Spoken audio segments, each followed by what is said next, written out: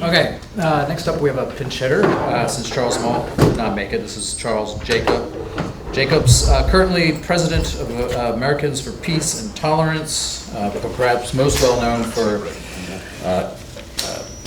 illegal flights into Sudan, where he helped redeem black slaves from Arab masters. And he's going to speak today about the human rights complex. So I walked in this morning and I grabbed my coffee and Richard said, would you give a talk?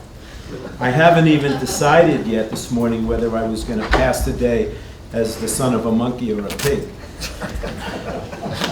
So, a mother. So, I hope if this is not as smooth as my normal presentations, you'll forgive me. So you know that really what this entire conference ought to be focused on is why facts don't matter. I mean, after you see, what is the psychosis in the Jewish community or the neurosis in the rest of the world? Where, he could, Itamar could go on day after day after day, showing you proof after proof after proof. And the only question that should arise is, what the hell's the matter with us? It is a cognitive, psychological problem that we have in the West, and I want to talk a little bit about that. So the threat to the Jewish community has undergone a dramatic shift. No longer in the West are Jews mostly hated because we killed Jesus or because we're racial vermin, as the Nazis said. We're hated today because we have the apartheid state of Israel. And the Jewish community leadership missed that. That is, I just want to say a short thing about, the question arises, how do you explain Jewish failure? We are the smartest people on the earth. We are the most talented. If anybody wants to get somebody to make convincing, persuasive arguments for the rights of blacks, women, gays, or anybody, they call on a Jewish PR firm or lawyers or screenwriters, etc. So how the hell did it happen that the Jews fail themselves and don't defend themselves? Well, there's so many reasons, but I just want to talk about a structural one because I was there when it happened. In any large Jewish city, you have a federation. And a federation is, you could call it, if we were thinking about self-governance as a Jewish polity, the federation is Health and Human Services. It's our welfare department, and it's the place that collects money for non-controversial Jewish basic needs like education, check for SOFTA in the old age home, continuity, etc. When the older regime, when the older threat was present, that is, when the Nazis, the skinheads, and the Christian anti-Semites posed the biggest threat to the Jewish community, we also had a defense department, and that was called the ADL, right? And they had a $50 million a year budget, or more. And they did it well, or they didn't do it well, but at least they knew we had a defense department and we had a welfare department. In 1989, I helped Andrea Levin start CAMERA in Boston, Committee for Accuracy in Middle East Reporting in America, which arose because the media was portraying Israel as among the cruelest of nations, with all this disproportionate concern that Itamar just spoke about. And people came up to us from the Jewish community here and they said, well, why don't start a new organization? My God, have the ADL be the ADL for Israel. And we tried. We actually, Lenny Zakem of blessed memory, who was a really good ADL guy here, and Steve Grossman came to Andrea and I and said, let's go to Foxman, the head of the ADL, and let him be the ADL for Israel. And you guys will be the media watch people for him. They refused. From the moment that they refused to take on the new threat to Israel and to the Jews, which is the left Muslim alliance, and not the Nazi skinheads and Christian anti-Semites, that was the moment that many Jewish groups, grassroots groups, arose to try to fill in that gap. There was CAMERA, then the David Project, then Stand With Us, then Hasbara Fellows, then Itamar, then the ZOA kind of was always there. But that explains there's a huge gap in Jewish defense. because none of us speak with the voice of the community like an ADL could do or like a federation could do. So what do we have now? The poor federation heads have been left alone. And who are they? They're the nice guys. They're the ones who are collecting checks from the left and the right for something in the old age home. They're peacetime leaders. They're the last people you could expect to be skillful at being warriors. And that's what we have in every Jewish city. Okay. How can there be a left-Muslim alliance? How can people who like burqas align with people who like bikinis? Right? How can that happen? Well, it does happen. And it has come to the campuses.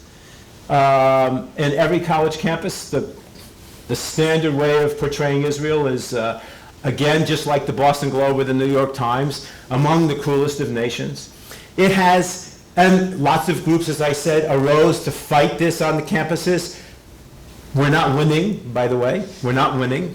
And my talk is about how to win in a minute. It's now also, shockingly, in K to 12. And my group, Americans for Peace and Tolerance, Avi Goldwasser and I and others, are documenting that right here in Newton, Massachusetts, you can learn that Jews kill Arab women in jails, right? And you can, in Western Massachusetts, you can learn that Hamas is kind of like Likud. And we've just made a film, and we'll send you the film. A 30-minute film about this guy who's running around Boston public schools and private schools, teaching people that peace will come to the Middle East when we create a Palestinian state. And here's all the reasons why you have to create a Palestinian state. And here's all the reasons why Israel is wrong. And at the end of the assignment, you're going to write John Kerry a letter, and maybe you'll even get a Nobel Prize. And this guy's program has been just adopted by Boston University. Shocking. The School of Education at Boston University has embraced Axis of Hope, run by Carl Hobart. Maddening, maddening. We just put it online. Stop education. Avi, what's the URL we used? End miseducation. Stop miseducation. Stop miseducation.com. It's a national and international program. Yeah. Okay. So I went to Sudan because I found out that Arabs have black slaves. Now, you know it now because of Boko Haram. But way back in the 80s and 90s, the north of Sudan is ruled by Arab Muslims in Khartoum. And we didn't know it at the time, but it was a jihad. They declared a jihad against the South. 3 million, between 2 and 3 million black Christians and animists, tribalists, non-Muslims were slaughtered as they declared that there was a jihad, and they stormed Arab African villages, killed the men, and captured the women and children and enslaved them. And I broke the story in the New York Times, and I thought, wow, now is the time where the human rights community will come together. I mean, after all, this is black slavery.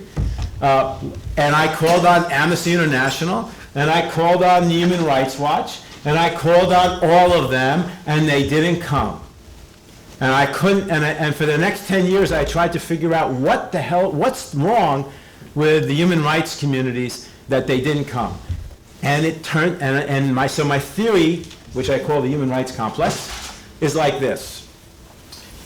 The human rights community is made up of mostly decent white people who, when they see or when they think they see evil done by people who look like them, are motivated. Because it's about not in my name. It's about expiation. It's about I'm not a bad white guy.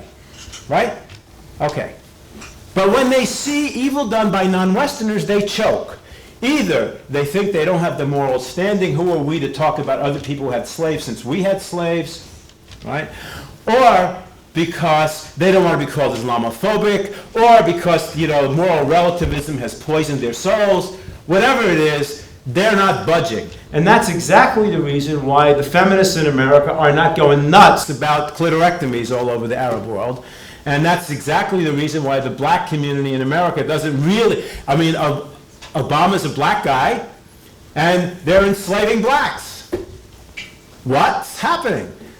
So my conclusion was that the biggest victims of what I call the human rights complex were the Jews and the Americans, who are the bad white guys, right, whose sins are elevated, disproportionate concern, right, and the victims of non-Western aggressors, the victims of non-Western abuses, human rights abuses, and you can name them again, women, blacks, gays, Christians in the Middle East, right? The human rights community is a hoax.